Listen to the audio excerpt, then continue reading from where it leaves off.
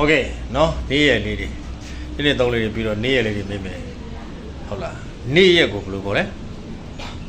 နေ့ရက်ဟာရီဒီနေ့ဟာရီအီနီ ini Okay မနေ့ကနေ့ကကြတော့ဘေဆောဘေဆောညကြတော့ညကမာလန်မနေ့ကမာလန်ကိုစမာလန်SA လေးထည့်မယ်နော် SE ပေါ့ SA နော်မာလန်ဆိုရင်စမ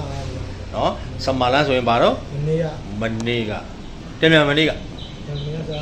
ကမာရင်မနေ့တနေ့ကတမြန်မနေ့ကနော်ဒါကတော့အင်ဒိုဘက်ကဆင်းသက်လာတဲ့စကားနော်ကမာရင်အရင်က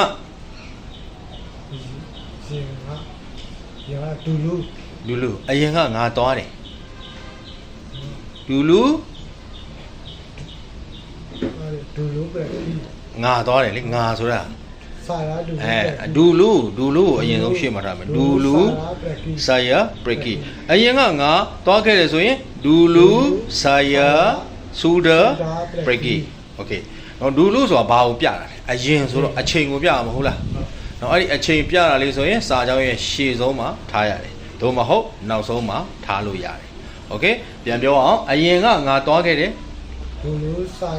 ဒူလူဆာယာ